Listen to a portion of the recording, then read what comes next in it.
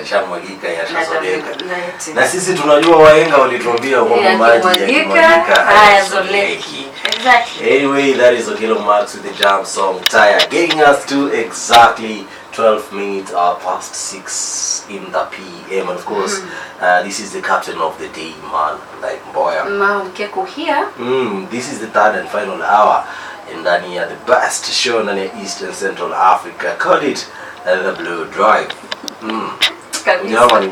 Blue Drive, kwenye Blue Radio, always bringing you the vibe, dear. Ukitaka kutupata live and direct, follow us pale vile kupitia tovuti zetu www.blueradio.co.ke. And of course, on our social media platforms at Blue Radio Kenya. Alright, I'm going to follow on our individual platforms kama Maokeku. Finance presenter across all social media platforms. Pale second hour nilikuwa nakwambia today we have an amazing guest. Na of course yuko ndani, yuko mjengoni kama Donjo.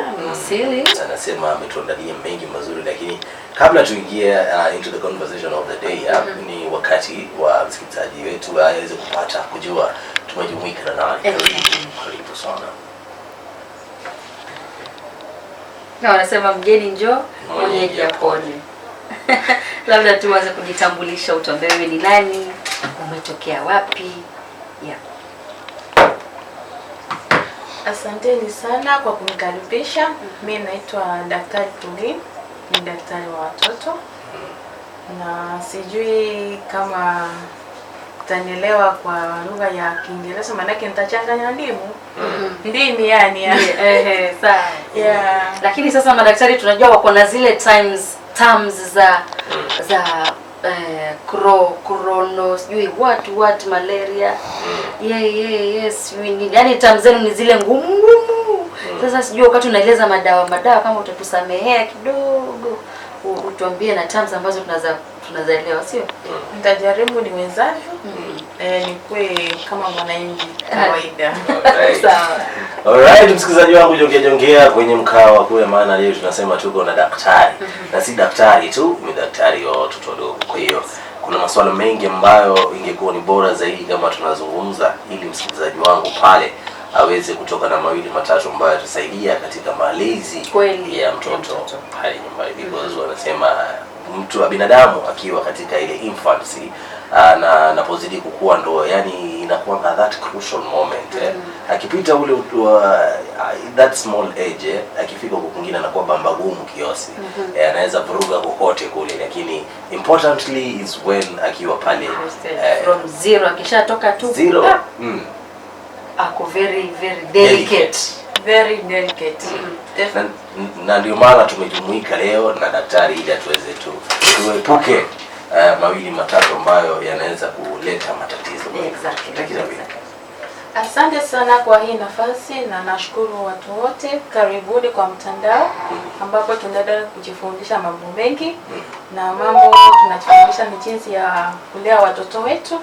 Kwa ufupi naweza introduce myself. I'm Dr. Pauline, daktari wa watoto. I'm a pediatrician by profession for like 9 good years now.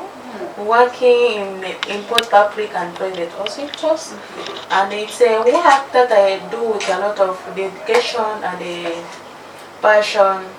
In short, I love kids and I love to save lives. That is my work. So for you to be able to work as a pediatrician, you must have that passion for the kids. Yes, you have.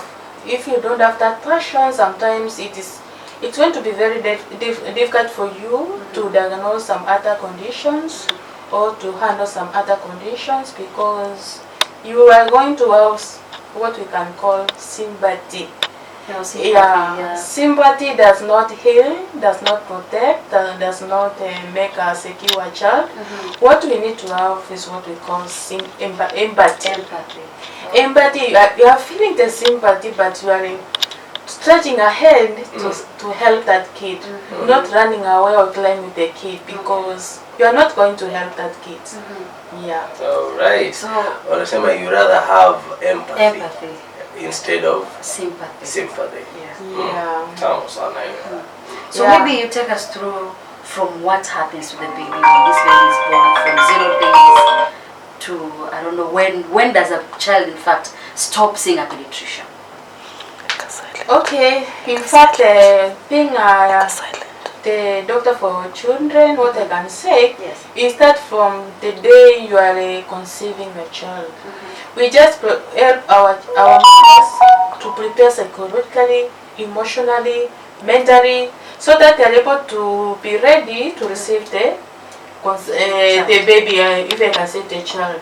There are some micronutrients you are supposed to take for you to be able to get a very sharp child, a stable child, and a child with no deformities.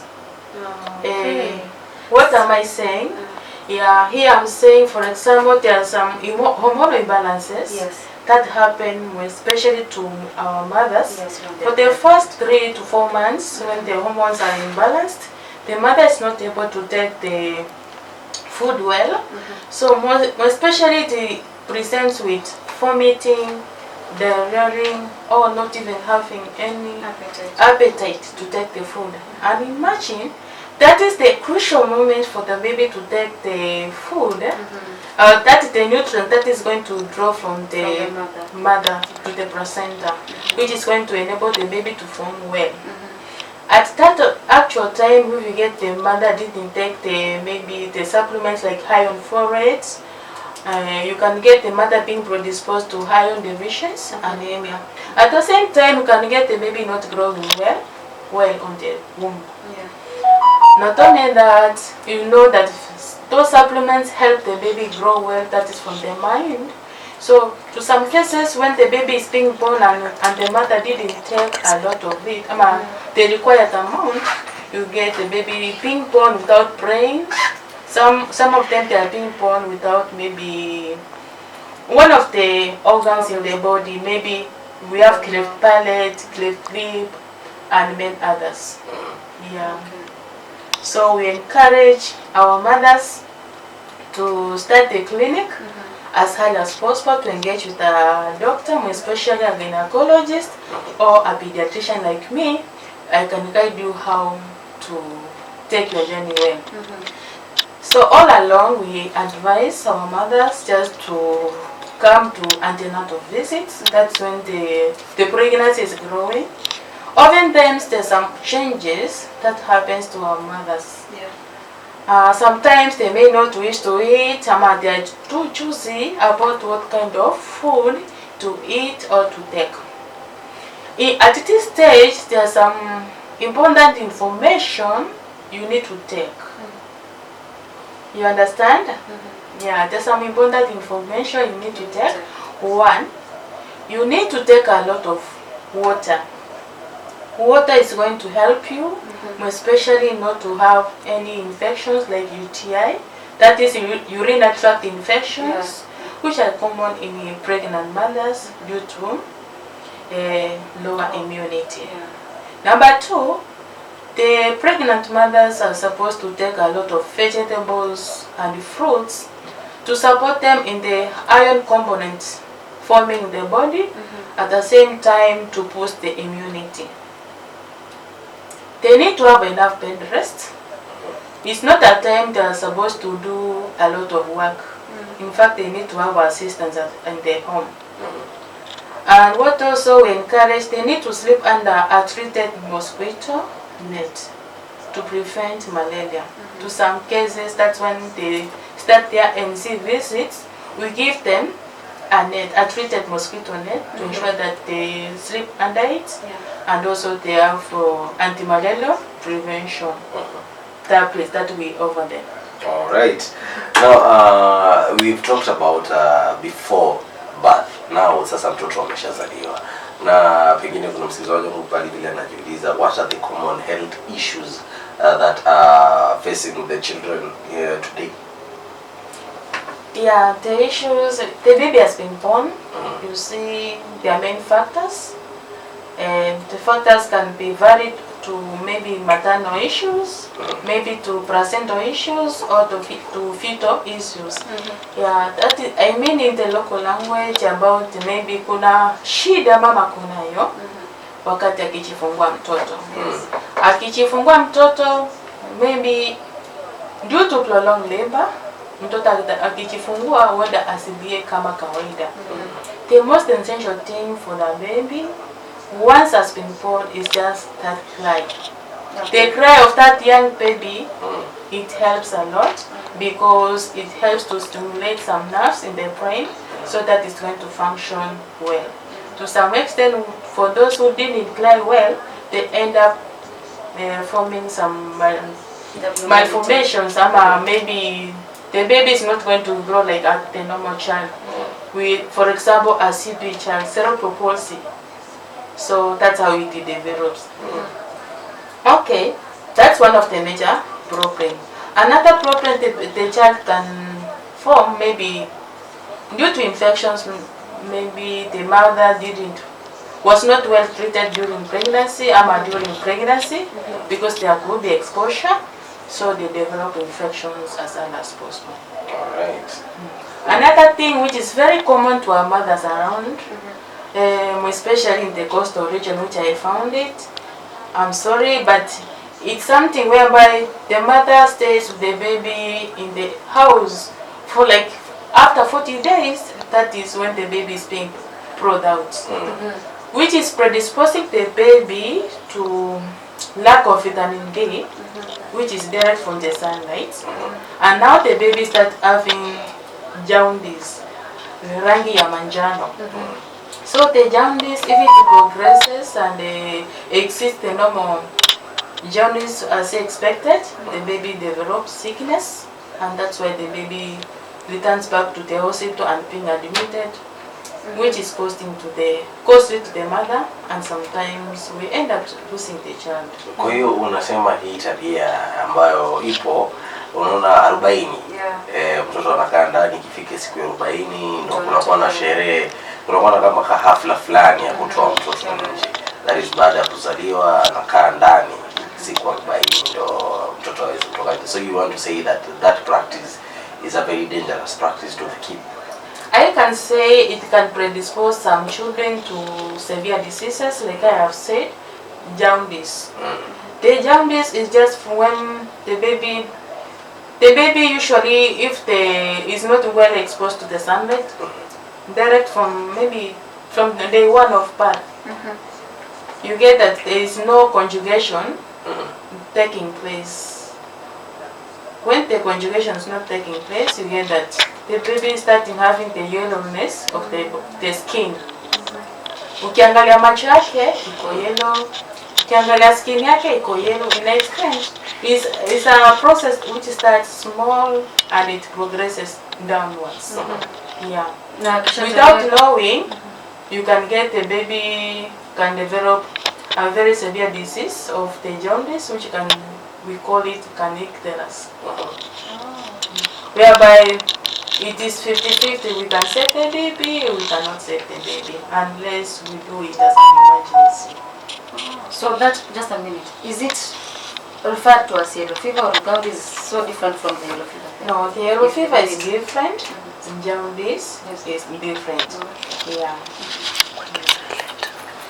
Okay, so at that moment, when now this baby, you have realized, or maybe you have already noted that this baby has have this problem or the jaundice, if she or he is brought to the clinic, is he taken as an inpatient, or you can treat it as outpatient, or it depends with the severity of the disease? Usually it depends on the severity of the disease. Yeah, at times the mothers come to the clinic, then we assess the baby by we have to remove all the clothes for the baby, we assess for the jaundice. And we can also assess for the 1-week baby, you can get that there's some sepsis on the umbilicus. The umbilicus has not healed well, it is wet and it has some pus. So we can give them antibiotics, we can show them how to clean well at home, but usually the hospital can assist them also. At the same time, there's this habit also of not breastfeeding the babies well, especially for the first mothers. Some of them they fear that they don't want their breast to be big. Yes. they want to maintain their digital mothers. In fact, once you accept to be a mother, accept it fully, because your child needs you most, and the way you breastfeed your baby matters a lot. All right. Of course, my good people, the conversation is ongoing right here on your favorite urban radio station, Loop Radio Kenya. Chilling up with the captain of the day, man, like boy. Na Mkeku. You're taking a short musical break. Tunakwenda hivi, tukirudi tutakuwa narudi tukipiga gumzo zaidi na zaidi. Kumbuka tuko na daktari hapa anatujuza mengi kuhusiana na mtoto, malezi ya mtoto, hususan afya ya mtoto pale anapozaliwa na pindi anapozidi kuwa at that young age. Vijana barubaru with this on here romantic call taking over the waves. Tukirudi tutakuwa tunapiga gumzo. Usibanduke, using'atuke. Kaa kwenye mkao wa kula. Baada ya saa 12 saa za Afrika Mashariki. Na muda unazidi kutupatia kisogo. Zimesalia ngapi? 27 ili tukafunge. Lakini bado tuko na daktari hapa. Nasema ni pediatrician. Daktari wa watoto. Ukiwa unataka kujua mengi kuhusiana na malezi ya mtoto mdogo, wakati ndio huu wa kuuliza maswali ili uweze kujibiwa na daktari ambaye tuko naye hapa mjengoni. In the meantime, let's get back to the conversation of the day. By the way, tutauliza wakati upike hapo, then ukiengelea mambo ya malnutrition, si ndio?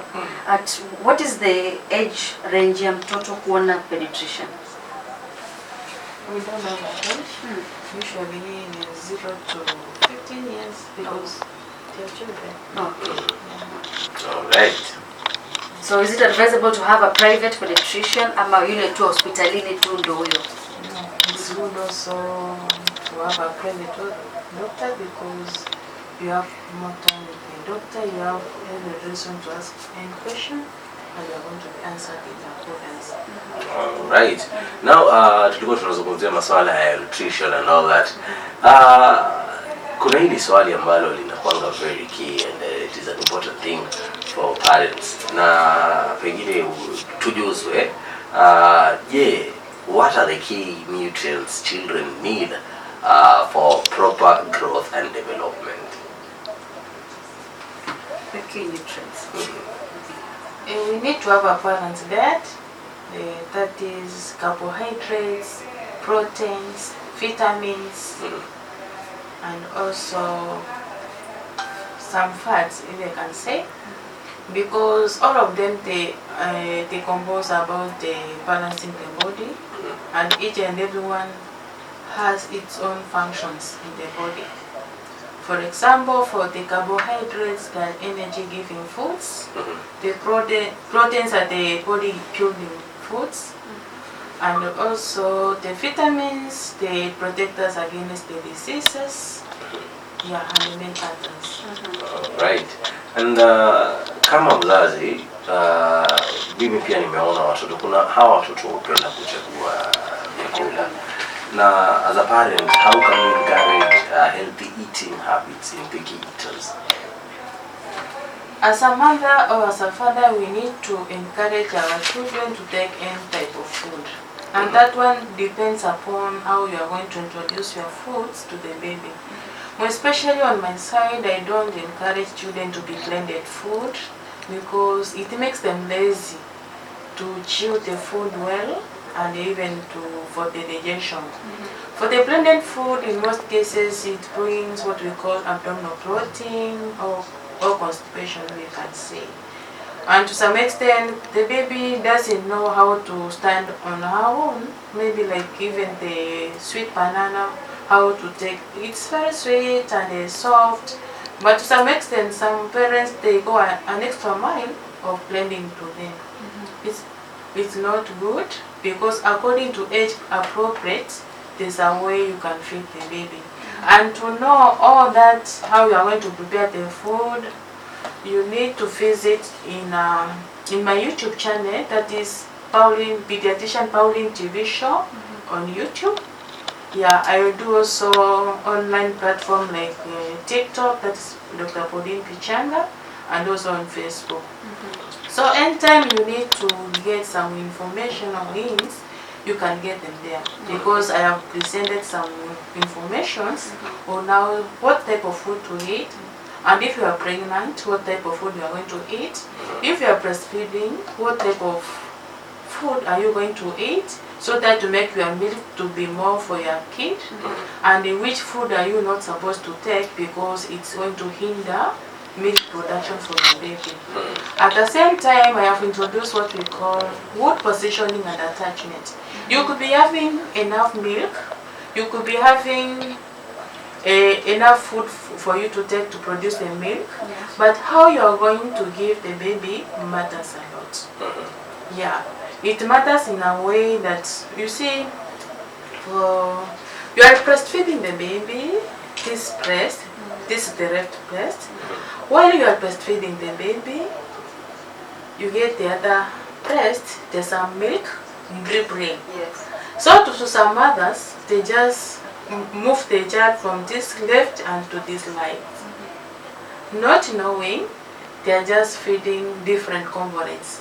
If on a Snapchat, if I can explain, the breast milk is enough for the baby to have like a balanced diet, because the first milk is just water. Usually if you see it is watery. Yes. It's water to quench the thirst of the baby. And that's why we say below 6 months, they are not supposed to be given any water. Already they have it with the mother.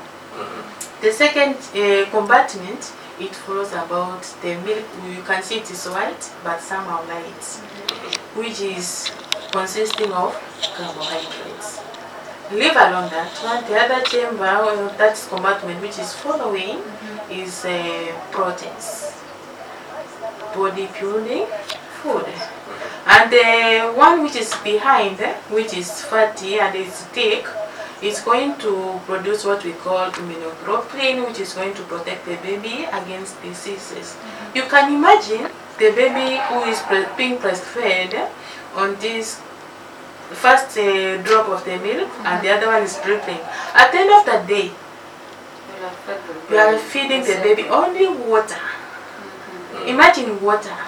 That is why at the end of the day, the baby is not adding weight, losing weight. The baby is crying each and every time, and we wonder why my baby is not getting enough. What's happening to the baby? Wengine wanasema kuna fulani, maybe ni fulani ameangalia mtoto wangu vibaya, ambapo hata hujui, si hata jikaka, ni wewe tu unajiroa mwenyewe na mtoto wako. Watoto wengine pia huwa hawapendi kula, na hawapendi kunyonya. Yeah, na wenye hawapendi kunyonya, usually it's not normal for the baby not to breastfeed well. There could be a reason or underlying reason for the same. So they need to be taken to the hospital for further assessment, and at the same time they need to be taken blood samples and to be checked for any blood infection. And for the other elder kids who are not able to eat well, seriously, we need to take them to the hospital for further assessment, that is nutrition assessment from the doctor, that's pediatrician. Then from there, once we are able to know what is the underlying cause, we are going to treat accordingly.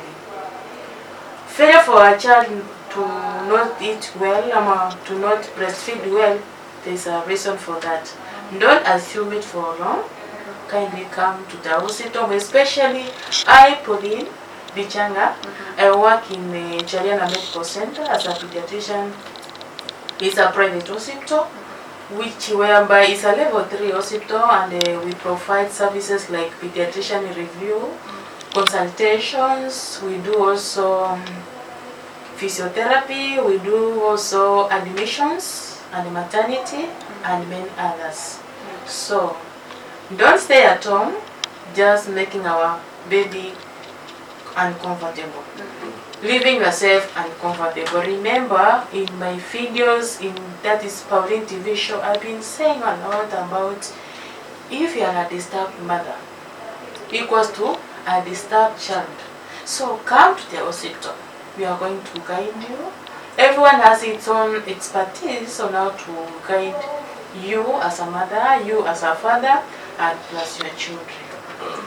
All right. Of course, the conversation with Dr. Pauline right here on your favorite urban radio station, Loop Radio Kenya. We're getting a lot of insight on how to take care of the babies. It is a conversation that we can have for the entire day, but because time is not on our side, maybe tuulize maswali mawili matatu tuki wind up. Upande wangu niko na swali moja, alafu tutakuwa nimwache Mao akiwa atakuwa kama na maswali ili tuweze kukafunga. But this is a question. What is that one myth about children's health you wish people would stop believing in? Okay, one myth if I can say, yeah, for a child once has been born, it's good to let the children be exposed to the sunlight and to be taken to their house. It's not going to be harmful to the child. In fact, we are going to help the baby. Another myth is whereby when we are breastfeeding, when we are making some porridge for the babies, there are those who goes for the mbegu saba. Mbegu saba, on my side I discourage because they have different types of the cereals which are mixed. At the same time, those cereals work differently, and also they don't support nutrition, because also when you are cooking them, they have different boiling points. At the same time, each one has a different function of the body. There's that one which helps the body to pure, and there's the other one which is going to hinder maybe for example iron to be absorbed to the body. If you mix maybe millet plus cassava, you see millet you are going to get the iron components, and the cassava you are going to get the what we call vitamin D. How can we say calcium? We get the calcium. So the calcium is going to hinder iron absorption to the baby because of its nature. So in fact, if you want to make the baby some food, better you cook it differently and you give it to the baby. And that's according to the age appropriate. Kindly come to Chalena Medical Center. I, Pauline, pediatrician by profession, I can guide you. And also I can engage you to many of the nutritionists who are going to guide you, and also my fellow colleagues. Yeah, otherwise, thank you for the time. Thank you for listening to us. Yeah, if you feel like there's some questions you haven't been answered properly, reach us to Pediatrician Pauline TV show. You can subscribe, comment and share. You can be getting newly updated information about the same. Not only in YouTube, you can get us also in Facebook and also in TikTok. Yeah, thank you, and thank you for the chance. I really feel happy. Thank you so much. Yeah, be blessed. Thank you so much, and be blessed too. So wasema kufuate Pauline, Pediatrician Pauline TV show. Pauline TV show. Or in Chaliana Medical Center, opposite the Baptist Church. That's where we can get me. We are 24 hours. Yeah, we offer all the services. Alright. Thank you so much. Bado kuna swali pale. Amesema pana. Amesema kwa wale wote ambao kuna maswali wanaweza kupata Chaliana ama tuende kwenye TV. Pauline TV show.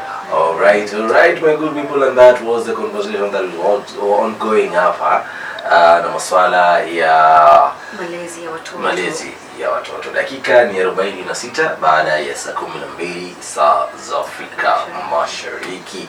Ukiwa umetulia nami, the captain of the day, man like Mboya. Mao Mkeko here. Bado tunakuandalia mazuri, tuko na burudani because this is the third and final hour where we always say more music, less conversation.